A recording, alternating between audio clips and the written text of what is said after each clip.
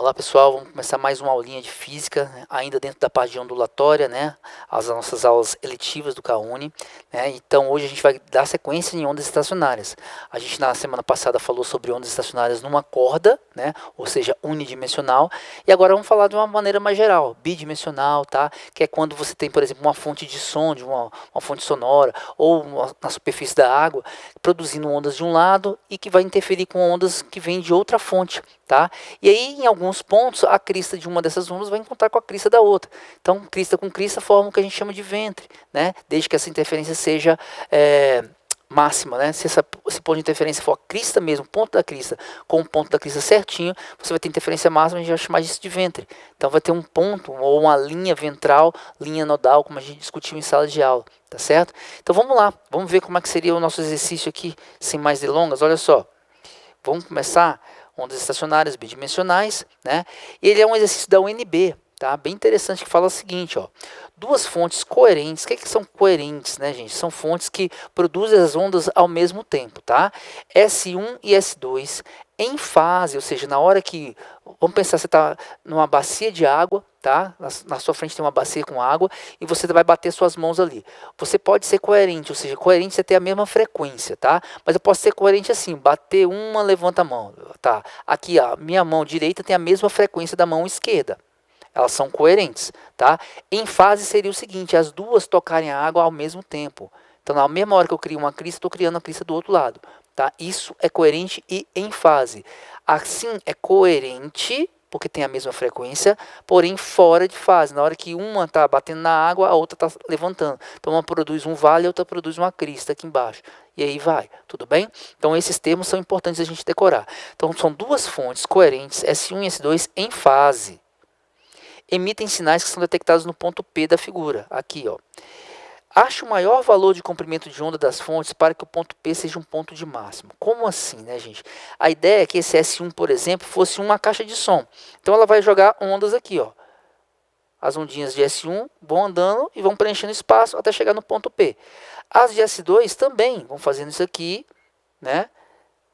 E vão produzindo. Como elas são coerentes em fase, elas têm a mesma frequência. Se tem a mesma frequência, o comprimento dessas ondas aqui, ó, já que o meio é o mesmo para elas, o comprimento dessa ondinha daqui, da S2, é o mesmo comprimento daqui. Então, o tamanho dessas ondinhas é o mesmo.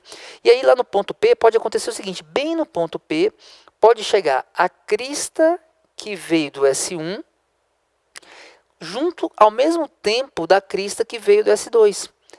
E aí, quando crista encontra com crista, né? Por exemplo, imagina numa corda, né? Você está aqui uma crista que vai encontrar com a crista que está vindo aqui também, né? O que acontece? A gente soma as amplitudes. E isso aqui daria uma interferência construtiva. Crista com crista, interferência construtiva. Quando a crista de uma encontra com o vale da outra, é que dá uma interferência destrutiva. Que é o que a gente também pode querer saber, né? Pedir. A pergunta é, eu quero que essas ondinhas aqui, que saíram do S2, cheguem no ponto P lá, com as ondinhas que saíram de S1, e façam com que um ponto P seja um ponto de máximo de interferência. O que é um ponto de máximo de interferência? Um ponto de interferência construtiva. Tá? O que é um ponto de interferência construtiva? É quando a crista de uma encontra com a outra crista, ou o vale de uma com o vale da outra. Então você vai somar essas amplitudes, vai dar uma interferência com intensidade maior. Né? Como se fosse alguém gritando ah, de um lado, o outro faz ah, e o outro fica ah, bem mais intenso, tá? Ou seja, mais energia. Isso é uma interferência construtiva, o ponto P seria um ponto de máximo. Então o que eu quero aqui é que esse ponto P seja um ponto de máximo, ou seja uma interferência construtiva. Tudo bem? E como é que a gente faz isso? Existe uma expressão para você construir essa equação aí, que diz o seguinte, que a diferença de caminhos que as ondas que saíram de S1 até chegar ao ponto P percorreram, que as ondas que saíram de S2 até chegar ao ponto P percorreram, essa diferença entre esses caminhos que elas percorreram é sempre um número inteiro, um nzinho, de meio comprimento de onda. Se não for exatamente o número inteiro, não dá exatamente um máximo ou mínimo.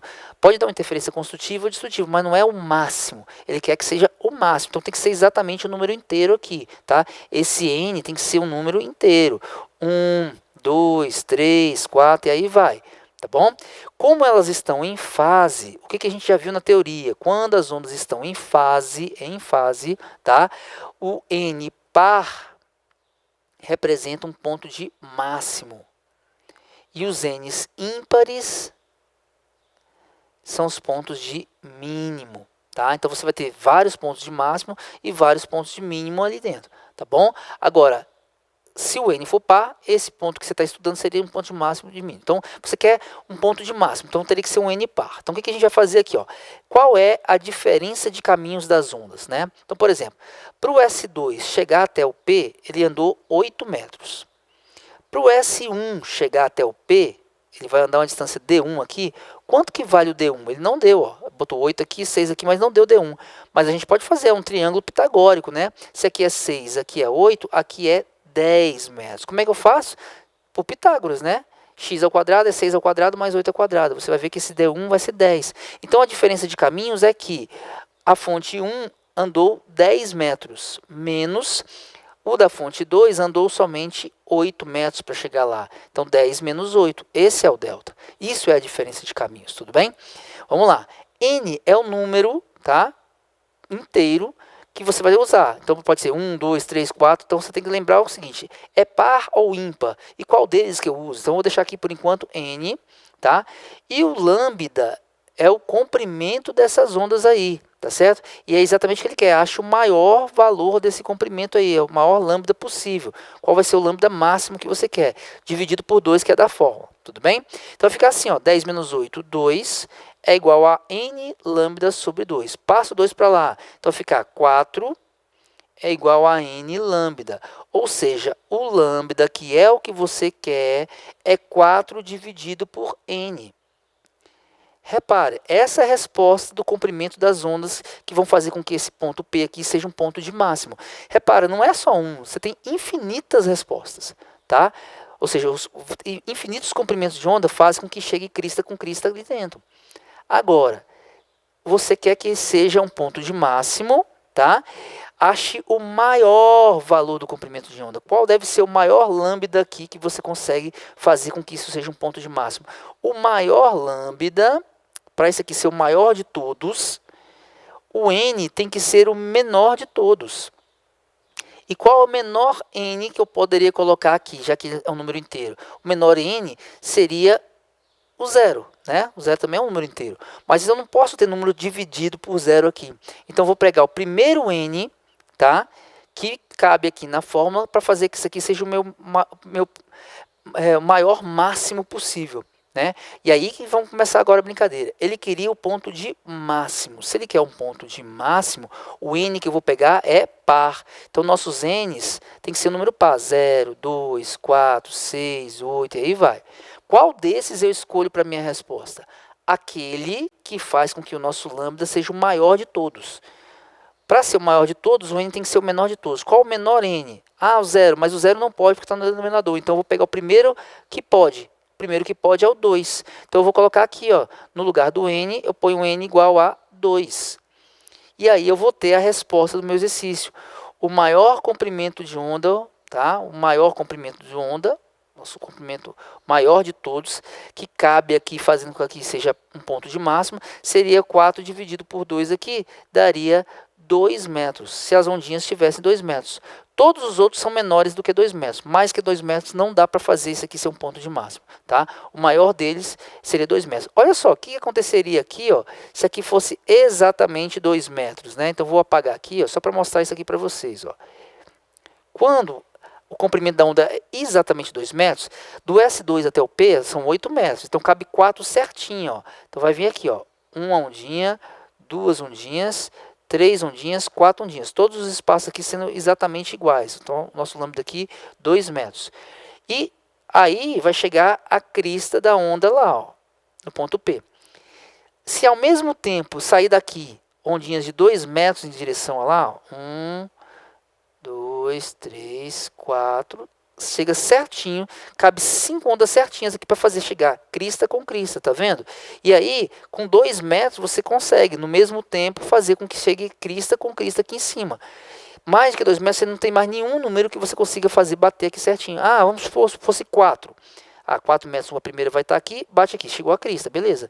Mas aqui não vai chegar a crista, tá vendo? Vai ser um vale, porque a outra crista estaria aqui. Tá? Então, para caber certinho crista com crista, o maior valor que pode ter é um lambda de 2 metros. Essa seria a resposta do nosso exercício. Tudo bem? Então, ó, aqui a gente está treinando.